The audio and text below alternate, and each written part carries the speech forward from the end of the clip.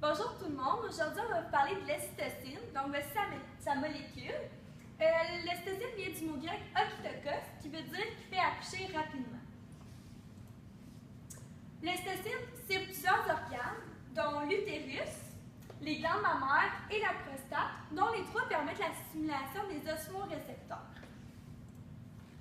L'ocytocine est sécrétée par l'hypothalamus, une partie qui régule les fonctions de l'organisme, et aussi par l'hypophyse qui permet la sécrétion des hormones.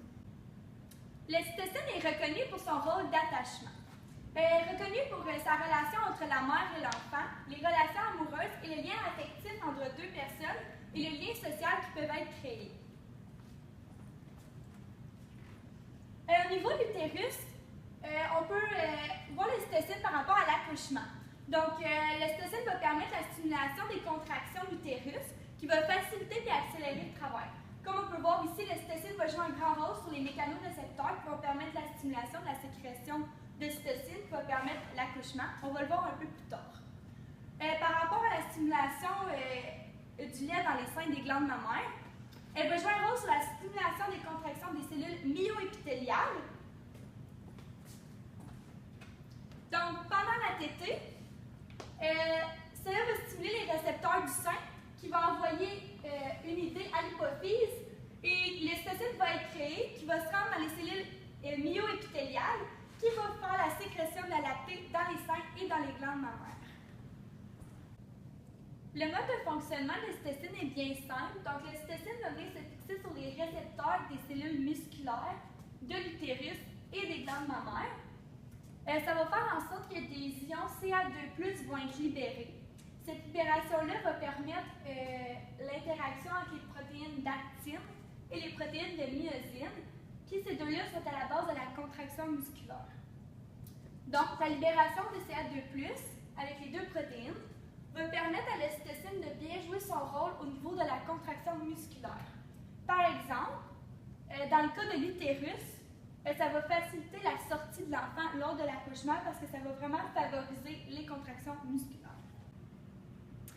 Pour le lien social et affectif, l'ocytocine favorise vraiment l'attachement entre la mère et l'enfant puisque ça augmente la libération de dopamine, ce qui crée vraiment un attachement entre les deux.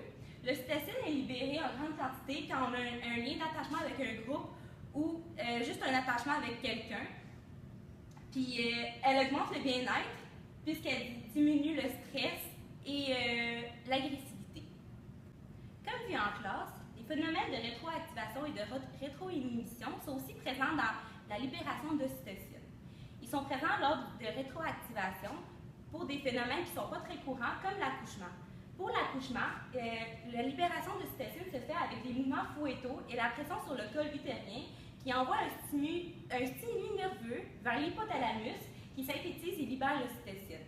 L'ocytocine aussi aide pour la contraction utérienne et lors d'hémorragie, elle aide à libérer le placenta.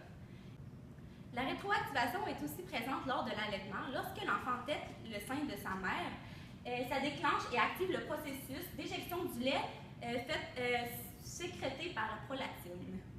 D'une autre part, il y a la rétroinhibition qui est vraiment dans les phénomènes courants, comme l'angoisse. Lorsqu'on est angoissé, c'est vraiment l'adrénaline et le cortisol qui sont en jeu. Puis quand que l'ocytocine se libère, ça fait vraiment un sentiment de calme et de bien-être. Elle se libère aussi dans les caresses et lorsqu'on atteint l'orgasme, surtout pour les hommes qui, eux, ça fait vraiment éjecter leur sperme et ça transporte les spermatozoïdes dans les voies génitales des femmes. Lors de sous-production de l'ocytocine, l'accouchement il peut être vraiment très douloureux et vraiment plus long que si on en produit. Ça fait aussi des problèmes d'allaitement, vu que c'est ça qui active le processus de libération de lait. Puis moins d'ocytocine qu'on a dans le corps, plus d'adrénaline et de cortisol qu'il y a, c'est ce qui fait des sentiments de stress et d'attaque. Fait que si on n'en a pas beaucoup, on est vraiment plus stressé, on a toujours le sentiment d'être attaqué. Pour la surproduction, on a vraiment un excès de sensibilité aux émotions des autres. Une étude a été faite par une université qui remarquait que lorsqu'une personne avait beaucoup d'ocytocine, elle était vraiment plus sensible que les autres aux sentiments des autres. Ça fait aussi une dépendance aux autres parce que tu t'attaches vraiment plus rapidement à l'autre. Puis ça fait aussi de la violence ou du rejet de l'autre, puisque tu es tellement attaché à ton groupe que tu veux pas que les autres te rejoignent, puis quand les autres te rejoignent, tu le rejettes ou tu l'appliques. En conclusion, on peut vraiment voir que l'ocytocine, ça joue vraiment un rôle important pour la femme au niveau de l'allaitement puis l'accouchement, puis les relations affectives envers tout le monde, comme les hommes, mais eux autres, ça joue vraiment plus un rôle important dans la sexualité et dans les liens affectifs avec tout le monde.